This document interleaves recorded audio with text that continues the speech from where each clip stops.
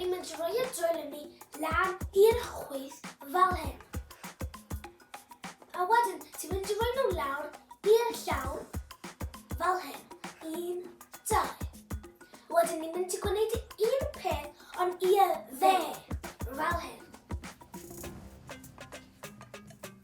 Ni'n mynd i chael ddwylo a ni'n mynd i roi ochr y pen fel hyn.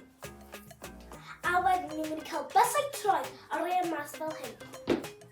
A ni'n mynd i wneud un peth ond dan nhw dde fel hyn. Nawr, ni'n plygu'r pen-glin fel hyn.